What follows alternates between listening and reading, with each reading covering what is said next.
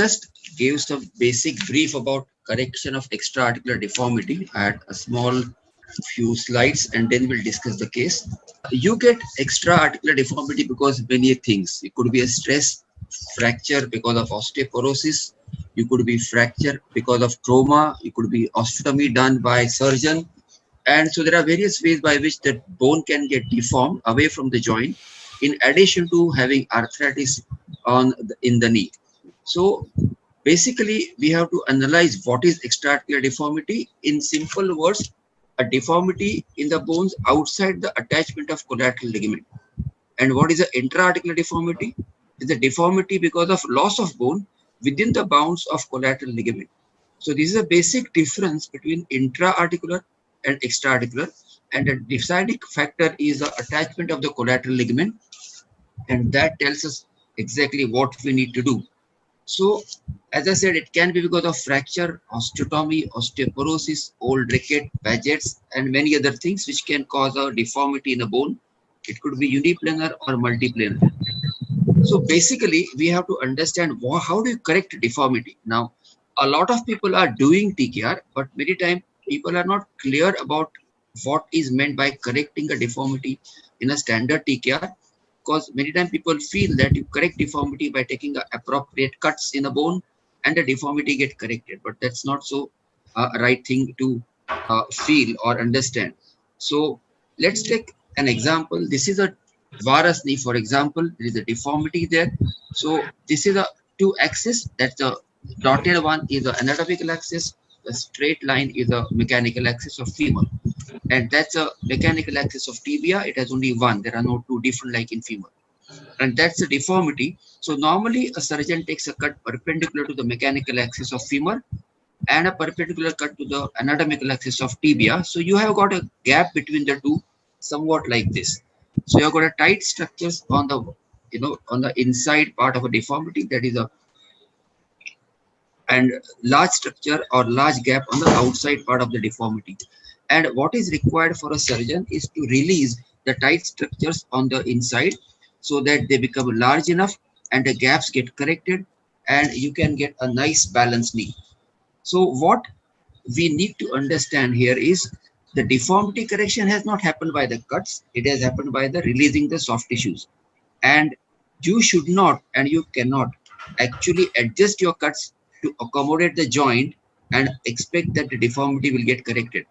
So technically speaking, deformity correction is purely by soft tissue releases, soft tissue balance, and the cuts or the bony cuts are technically to some extent sacrosanct and we should not be changed.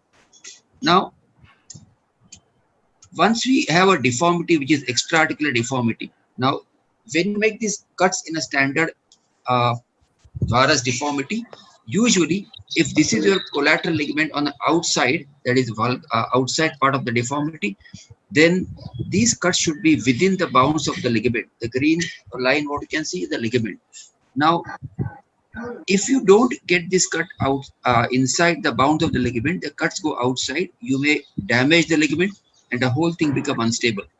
So if you have this deformity which is an extra articular deformity, that would be your mechanical axis, that's your anatomical axis, and if you take a cut perpendicular to the mechanical axis disregarding the deformity, the cut on a femur for example will be that big, and you will end up cutting that much amount of bone from the distal femur, which is quite unequal on medial and lateral side, and this cut will go proximal to the collateral attachment. Automatically in that area the ligament become unstable, loose, and you will be having unstable deformity, unstable knee in your hand.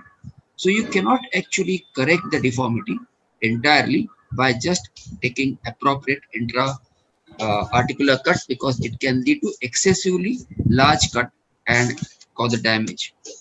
So this instability have to be taken into consideration. On the other hand, if you suppose have a deformity which is you have taken a cut which is inside the joint, so you have managed to take a cut which is inside the collateral attachment. Now you have to balance the deformity, so you have to release the opposite side to the level of that extra cut which is taken. So you end up having such a large amount of release in the concave side of the deformity that you will end up over releasing that and also cause again an instability. So this over release of the concave side can also lead to instability. So basically, you've got two reasons where you try to get this extra articular deformity, try to correct by intra-articular cuts, you end up having deformity. So basically, during the surgery, we have to take a call on whether you have to do release of a tissue and do intra-articular correction, or whether you want to correct the deformity at the level of deformity first and then do the TKR. So as I said, let's take an example of a case. Now, this is a tibial tubercle osteotomy done. Patient was walking with significant deformity. You can see that it is overcorrected deformity. And a surgeon has also tried to get it corrected by also giving a fibular osteotomy over there.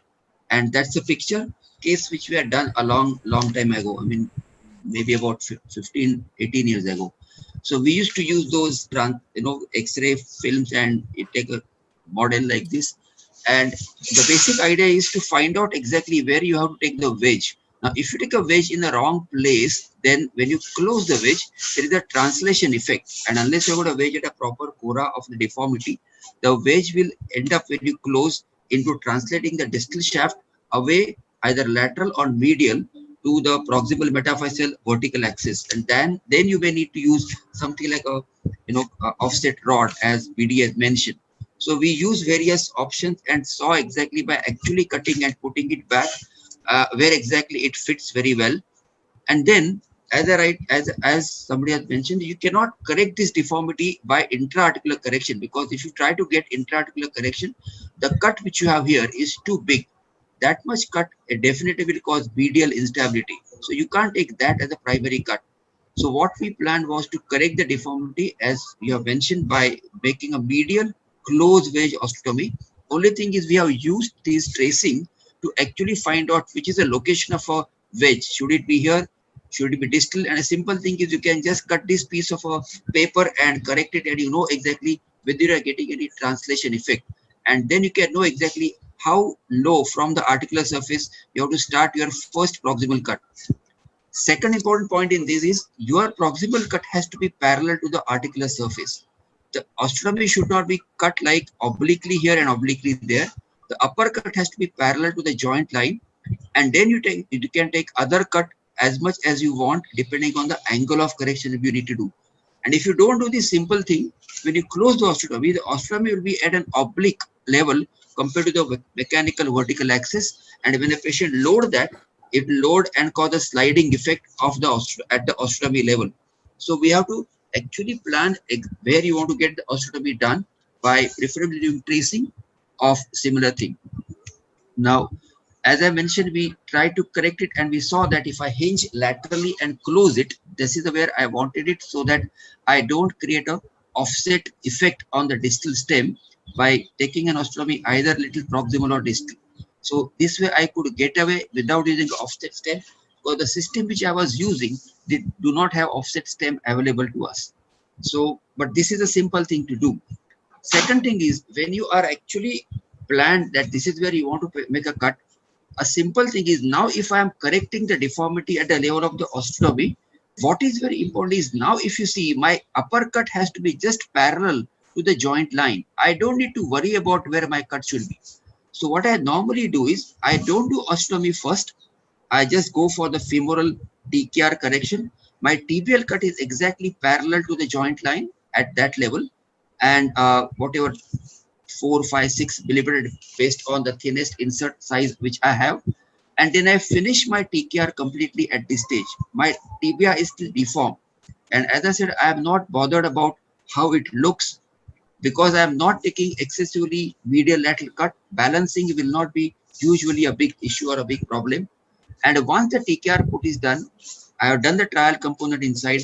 Then I put my distal cut and take the wedge out, because then once I correct it, I can just take my original tibia out, use another trial with a long stem and put it inside, depending on the size of the medullary cavity. So the only point I wanted to mention is, if you do the TKR first after planning like this, and take the TPL cut first parallel to the joint line, because you know that your distal shaft is automatically going to get aligned to that when you are done the tibial wedge correction later on in the day, then doing the TKR part of the whole surgery becomes much easy, and extra articular correction you can add later. So this is how it was done. That is where we had taken the cut, finished the entire TKR procedure, balanced it well, and then went for the correction, medial wedge correction. So this was a post-op X-ray, and you can see that you are reasonably good. And as I mentioned, if your proximal osteotomy cut is parallel to the tibial cut, upper tibial cut, the osteotomy normally becomes at 90° to the mechanical axis, and it can get loaded the moment you make the patient walk. As Guru has mentioned, sometimes you may not have a good fixation because this rod has to fit very well, as Hemant has mentioned, in the medullary cavity. You cannot have a loose rod over here, because if it starts dangling into the medullary cavity, the whole system becomes loose. So you must have good fixation here, and you must have cementing in the metaphyseal part of the implant. And if that happens well, then automatically loading will allow that compression at the osteotomy site, and usually there shouldn't be any problem. We were initially wondering whether I had to do fibular osteotomy, and I hadn't done it to begin with, and surprisingly the correction happened without requirement of the fibular osteotomy. Maybe there was some movement at the level of the fibulotibial joint, and that allowed me to close the osteotomy. So this is to put a plate if you need that there is instability here. It's very, very important. And a simple thing is, once you are done your trial component, before you cement, hold the distal leg at an ankle, try to rotate it and see, and do varus valgus and see whether there is a visible movement at the osteotomy site. If your osteotomy site is moving, rotating or opening under the load, that means you need to have some more stability at that point of time. So it's very important point. Now, how much to correct intra-articularly? There are a lot of articles mentioning up to 30° in tibia, you can correct intra-articularly. Up to 20° extra-articular, you can correct intra-articularly. But this depends on basically your planning. And one more important thing is, you must fix the osteotomy well. If you don't fix it well, and people have used additional unicortical plate, additional bone graft, etc., and all that thing is to be done, otherwise you will get a problem. Last point, if you don't correct that extra-articular deformity, forget about that and just do TKR, there's a huge risk of failure. I am surprised how come people can do this. I mean, there is a published report saying 17 cases done post-fracture tibia femur. They didn't do any osteotomy, just did a TKR, and got 55% people not doing well at two years. I mean, that's criminal not to do it, but that's what is published in the paper. So point is, please correct extra-articular deformity either extra-articularly or intra-articularly as per your need and as per your planning.